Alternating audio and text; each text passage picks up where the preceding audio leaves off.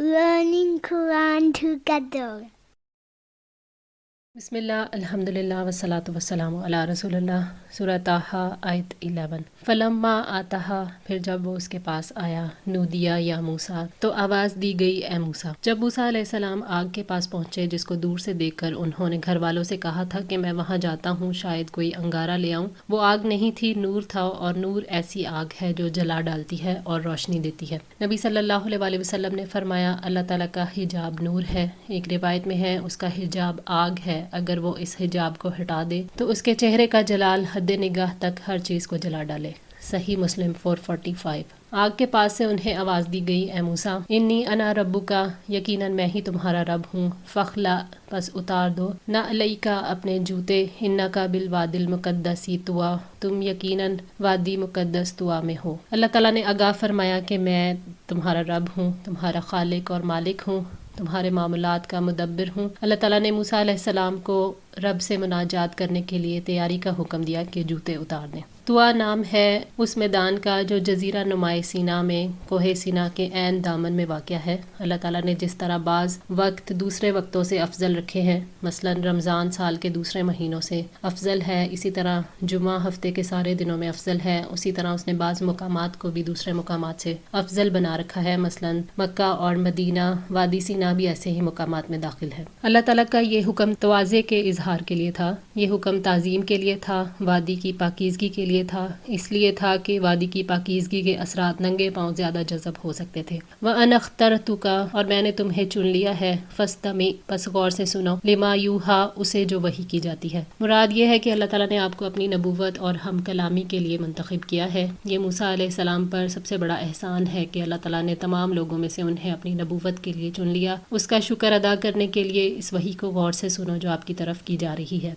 अल्लाह ताला के इस हुक्म से सबक मिलता है कि वही कान लगाकर सुनी जाए तो ही उसका हक अदा हो सकता है। गौर से सुनना दीन की बुनियाद और इस्लाम की दावत का सतून है। अल्लाह ताला ने कुरान को गौर से सुनने वालों की फजीलत के बारे में फरमाया, अल्लज़ीना यस्तमिऊनल कौला फयत्तबिऊना अहसना उलाइकल्लज़ीना हदाहुमुल्लाहु व उलाइका हुम उलुल अलबाब। वो बात को गौर से सुनते हैं फिर उनमें से सबसे अच्छी की पैरवी करते हैं। ये वो लोग हैं जिनको अल्लाह ताला ने हिदायत दी है और यही अक्लमंद हैं। सूरह ज़ुमर आयत 18। सूरह अल आराफ 204 में फरमाया, व इज़ा कुरी अल कुरआनु फस्तमिऊ लहू व अंसितू लअल्लकुम तुरहमून, और जब कुरान पढ़ा जाए तो उसे तवज्जो से सुनो और खामोश रहो ताकि तुम पर रहम किया जाए। इन्ननी अनल्लाहु, यकीनन मैं ही अल्लाह हूँ, ला इलाहा इल्ला अना, मेरे सिवा कोई माबूद नहीं, फ़अबुदनी, सो तुम मेरी इबादत करो, व अक़िमिस्सलाता लिज़िक्री, और मेरी याद के लिए नमाज कायम करो। इंसान का सबसे पहला फ़र्ज़ यही है कि वो दिल से यकीन कर ले कि अल्लाह के सिवा कोई इबादत के लायक नहीं, उसका कोई शरीक नहीं। इबादत में नमाज भी दाखिल है। अल्लाह ताला ने ख़ास तौर पर नमाज का ज़िक्र फरमाया। उसकी एक वजह तो नमाज का शर्फ़ और तमाम इबादत के मुकाबले में उसका अफजल होना है। दूसरी वजह यह है कि नमाज ऐसी इबादत है जो दिल, ज़ुबान और अज़ा सब को इबादत में शामिल करने से अदा होती है। लिज़िक्री, मेरी याद के लिए, यानी मुझे याद रखने के लिए नमाज कायम करो। अल्लाह को याद रखना, उसका ज़िक्र करना दिल की इबादत है जिस पर इंसान की खुशनसीबी का दारोमदार है। जो दिल अल्लाह के ज़िक्र से खाली हो वो हर भलाई से महरूम हो जाता है। इस वजह से अल्लाह ताला ने इबादत को हमारी ज़िंदगी का मकसद ठहराया है। सारी इबादत का मकसद अल्लाह के ज़िक्र को कायम करना है। हज़रत अबू हुरैरा रज़ी अल्लाह ताला अन्हो से रिवायत है कि नबी सल्लल्लाहु अलैहि वसल्लम जिस वक़्त ग़ज़वा खैबर से वापस हुए तो रात चलते रहे, यहाँ तक कि जब आप को नींद का गलबा हुआ तो रात के आखिरी हिस्से में उतरे और बिलाल रज़ी अल्लाह ताला अन्हो से फरमाया कि तुम आज रात पहरा दो। तो उन्होंने नमाज़ पढ़नी शुरू कर दी, जितनी नमाज उनसे पढ़ी जा सकी, और नबी सल्लल्लाहु अलैहि वसल्लम और सहाबा किराम सो गए। फिर जब फजर का वक्त करीब हुआ तो बिलाल ने तुलुए सुबह होने वाली जगह की तरफ अपना रुख करके अपनी ऊँटनी से टेक लगाई तो उन पर भी नींद का गलबा हो गया। फिर ना ही नबी सल्लल्लाहु अलैहि वसल्लम बेदार हुए, ना बिलाल और ना ही दूसरे सहाबा किराम में से कोई उठा, यहाँ तक कि धूप उन पर आ गई। तो उनमें सबसे पहले नबी सल्लल्लाहु अलैहि वसल्लम बेदार हुए तो आपने धूप देखी तो घबरा गए। फरमाया, ए बिलाल। तो उन्होंने अर्ज़ किया, अल्लाह के रसूल, मेरे माँ बाप आप पर कुर्बान, मेरे नफ्स को भी उसी ने रोक लिया जिसने आपके नफ्स मुबारक को रोक लिया। फिर आपने फरमाया, यहाँ से कूच करो। फिर कुछ दूर चले और वहाँ जाकर वज़ू फरमाया और बिलाल रज़ी अल्लाह ताला अन्हु को हुक्म حکم دیا. انہوں نے نماز کی اقامت کہی تو آپ نے ان سب کو صبح کی نماز پڑھائی. جب نماز پوری ہو گئی تو آپ نے فرمایا جو آدمی نماز پڑھنی بھول جائے تو جب اسے یاد آ جائے اسے چاہیے کہ وہ اس نماز کو پڑھ لے، کیونکہ اللہ تعالیٰ نے فرمایا وَأَقِمِ الصَّلَاةَ لِذِكْرِی، میری یاد کے لیے نماز قائم کرو. صحیح مسلم 680. نماز کامیابی کا ذریعہ ہے. فرمایا قد افلح من تزکا وذکر اسم ربہ فصلی، یقیناً کامیاب ہو گیا وہ جو پاک ہو گیا اور اس نے اپنے رب کا نام یاد کیا پھر اس نے نماز پڑھی. سورہ الاعلیٰ آیت 14-15. اور نماز برائی اور بے حیائی سے بھی روکتی ہے. فرمایا اتلو ما اوحی الیک من الکتاب واقم الصلاۃ ان الصلاۃ تنہی عن الفحشاء والمنکر ولذکر اللہ اکبر واللہ یعلم ما تصنعون. اور آپ تلاوت کرو اس کتاب میں سے جو آپ کی طرف وحی کی گئی ہے اور نماز قائم کرو، یقیناً نماز بے حیائی اور برے کاموں سے روکتی ہے اور اللہ کا ذکر یقیناً بہت بڑا ہے اور جو کچھ تم کرتے ہو اللہ تعالیٰ اس کو جانتا ہے. سورہ العنکبوت آیت 45. اسی طرح نماز انسان کو اخلاقی کمزوریوں سے بچاتی ہے، نفسیاتی برائیوں سے ہٹاتی ہے اور روحانی ترقی کے درجات بلند کرتی ہے. اس کے لیے فرمایا ان الانسان خلق ہلوعا اذا مسہ الشر جزوعا واذا مسہ الخیر منوعا الا المصلین الذین هم علی صلاتهم دائمون. بلا شبہ انسان کم ہمت پیدا کیا گیا ہے، جب اس کو تکلیف پہنچتی ہے تو گھبرا جانے والا ہوتا ہے اور جب اسے بھلائی پہنچتی ہے تو بہت روکنے والا ہوتا ہے، مگر وہ نمازی جو اپنی نماز کی ہمیشہ پابندی کرنے والے ہیں. ان الساعۃ آتیۃ، یقیناً قیامت آنے والی ہے. اکاد اخفیہا، قریب ہے کہ میں اسے چھپاؤں. لتجزی کل نفس، تاکہ ہر شخص کو بدلہ دیا جائے. بما تسعی، اس کا جو اس نے کوشش کی.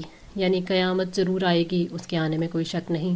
آسمان و زمین کے ہر شخص سے قیامت کا علم پوشیدہ رکھا گیا ہے. اللہ تعالیٰ نے فرمایا کہ میں قیامت کے آنے کی صحیح تاریخ کو چھپائے ہوئے ہوں اور یہ راز کسی پر ظاہر نہیں کرنا چاہتا. قیامت کو پوشیدہ رکھنے کا سبب یہ ہے کہ ہر شخص اس کے آنے سے پہلے عمل کرے اور پھر کامیاب ہونے کے لیے کوشش کرے تاکہ اسے اس کے اعمال کا صلہ دیا جائے. اس حقیقت کو اللہ تعالیٰ نے قرآن پاک میں مختلف مقامات پر واضح فرمایا. وَلِلَّهِ مَا فِي السَّمَاوَاتِ وَمَا فِي الْأَرْضِ لِيَجْزِيَ الَّذِينَ أَسَاءُوا بِمَا عَمِلُوا وَيَجْزِيَ الَّذِينَ أَحْسَنُوا بِالْحُسْنَى. اور اللہ ہی کا ہے جو کچھ آسمانوں میں ہے اور جو کچھ زمین میں ہے، تاکہ جنہوں نے برائیاں کی انہیں اس کا بدلہ دے جو انہوں نے عمل کیا، اور جن لوگوں نے بھلائی کی انہیں بھلائی کے ساتھ بدلہ دے. سورہ النجم 31. فَمَن يَعْمَلْ مِثْقَالَ ذَرَّةٍ خَيْرًا يَرَهُ وَمَن يَعْمَلْ مِثْقَالَ ذَرَّةٍ شَرًّا يَرَهُ. تو جو ذرہ برابر نیکی کرے گا وہ اس کو دیکھ لے گا اور جو ذرہ برابر بدی کرے گا وہ اس کو دیکھ لے گا. سورہ زلزال آیت 7 and 8. فلا یصدنک عنہا، پس ہرگز نہ روکے تجھے اس سے. من لا یؤمن بہا، وہ جو نہیں ایمان رکھتا اس پر. واتبع ہواہ، اور وہ پیروی کرتا ہے اپنی خواہش نفس کی. فتردہ، ورنہ تو ہلاک ہو جائے گا. اللہ تعالیٰ نے اس لیے چوکنا کیا ہے کہ ایسا شخص جو اللہ کی طرف سے غافل ہوتا ہے اس کی فطرت میں بگاڑ ہوتا ہے اور وہ خوبصورت باتوں سے فریب دے سکتا ہے. لہٰذا ایسے لوگوں سے ہوشیار رہو جو خواہش پرست ہوں، کہیں تم بھی آخرت کے اندیشے کو گم نہ کر بیٹھو. جو شخص اپنی خواہشات کی پیروی کرتا ہے وہ قیامت کے بارے میں شک پیدا کرتا ہے، کیونکہ اس کا مقصد خواہشات کے پیچھے بھاگنا ہوتا ہے. یہی چیز اسے خود ایمان لانے سے روکتی ہے اور اسی کے لیے وہ دوسروں کے دلوں میں بھی وسوسے ڈالتا ہے. ایسے لوگوں سے بچیں جو باطل کی طرف بلائیں اور دلوں میں شک پیدا کریں. ایسی کتابوں سے بھی بچیں. ایسے لوگوں کے راستے پر اگر آپ چلے تو ہلاک ہو جائیں گے اور اس کا انجام بہت برا ہوگا. وَمَا تِلْكَ بِيَمِينِكَ یا موسیٰ، اور اے موسیٰ تمہارے دائیں ہاتھ میں کیا ہے؟ اللہ تعالیٰ نے جب ایمان کے بنیادی امور کا ذکر کیا تو ایسی نشانیاں دکھانے کا ارادہ کیا جن سے ان کے دل مطمئن ہو جائیں اور ان کے ایمان کو طاقت ملے. یہ سوال اس لیے کیا گیا کہ موسیٰ علیہ السلام کے ذہن میں لاٹھی کا لاٹھی ہونا حقیقت بن کر تازہ ہو جائے، تاکہ جب اس لاٹھی میں تبدیلی پیدا ہو تو وہ اس حقیقت کو قبول کر سکیں. قَالَ هِيَ عَصَایَّ، اس نے کہا یہ میری لاٹھی ہے. أَتَوَكَّأُ عَلَيْهَا، میں اس پر ٹیک لگاتا ہوں. وَأَحُشُّ بِهَا، اور میں پتے جھاڑتا ہوں اس کے ساتھ. عَلَىٰ غَنَمِی، اپنی بکریوں پر. وَلِیَ فِیہَا، اور اس میں میرے لیے. مَآرِبُ أُخْرَىٰ، فائدے ہیں کچھ دوسرے. موسیٰ علیہ السلام نے اپنے عصا کے بارے میں بتایا کہ ایک تو یہ کہ وہ چلتے چلتے اس پر ٹیک لگا کر کھڑے ہو جاتے ہیں، اور دوسرے جانوروں کے لیے فائدہ ہے کہ جب بکریاں چراتا ہوں تو درختوں کے پتے بھی ان پر سے جھاڑ دیتا ہوں. موسیٰ علیہ السلام نے جن دوسرے فوائد کے بارے میں بتایا ان کا اللہ تعالیٰ نے ذکر نہیں کیا. حضرت ابن عباس رضی اللہ تعالیٰ عنہ فرماتے ہیں کہ لاٹھی کا پکڑنا انبیاء کی سنت میں سے ہے اور مومن کے لیے نشانی ہے. قَالَ أَلْقِهَا یا موسیٰ، فرمایا پھینک دو اس کو اے موسیٰ. اللہ تعالیٰ موسیٰ علیہ السلام کو معجزہ عطا کرنا چاہتے تھے جو عصائے موسیٰ کے نام سے مشہور ہے۔ موسیٰ علیہ السلام کا ذہن اس قدر بیدار تھا اور وہ بالکل تیار تھے کہ جو حکم ملے اس کو فوراً کر لیں۔ ویسے بھی اطاعت جو ہے وہ بیداری کے ساتھ ہوتی ہے، غفلت کے ساتھ نہیں ہوتی۔ تو جیسے ہی اللہ نے حکم دیا القیھا یا موسیٰ، تو موسیٰ نے اس کو پھینک دیا۔ فَأَلْقَاهَا، تو اس نے ڈال دیا اسے، فَإِذَا هِيَ حَيَّةٌ، تو اچانک وہ ایک سانپ تھا، تَسْعَىٰ، دوڑتا ہوا۔ اللہ تعالیٰ کے حکم سے یہ عصا ایک بہت بڑے سانپ میں تبدیل ہو گیا اور موسیٰ علیہ السلام خوف کھا کر پیچھے مڑے۔ اس سانپ کا وصف یہ بیان فرمایا کہ وہ حرکت کرتا تھا۔ یہ ایک وہم کے ازالے کے لیے تھا، جو ممکن تھا کہ کہیں یہ نہ سمجھ لیا جائے کہ یہ سب خیالی کاروائی ہے اور اس میں کوئی حقیقت نہیں، تو اس لیے اس کے حرکت کرنے سے اس وہم کا ازالہ کیا گیا۔ یہ واضح رہے کہ مصر میں جہاں موسیٰ کو تبلیغ کرنی تھی، سانپ کی حیثیت ایک دیوتا کی تھی اور اس کی پوجا ہوا کرتی تھی۔ موسیٰ علیہ السلام نے جب لاٹھی پھینکی تو وہ سانپ بن گئی اور اس طرح زندگی کا معجزہ ظاہر ہو گیا۔ زندگی ایسے ہی آتی ہے، اس کا راز کبھی کوئی جان نہیں پایا کہ یہ کہاں سے آتی ہے اور کس طرح آتی ہے۔ انسان کے لیے اتنا ہی کافی ہے کہ اللہ تعالیٰ جسے چاہے زندہ کر دے اور جسے چاہے مار ڈالے۔ آج کے لیے اتنا ہی۔ دعا ہے اللہ تعالیٰ ہماری اس کوشش کو قبول فرمائے، ہماری غلطیوں کوتاہیوں کو معاف فرما کر ہماری اصلاح فرمائے۔ جزاکم اللہ خیر، والسلام علیکم ورحمۃ اللہ وبرکاتہ۔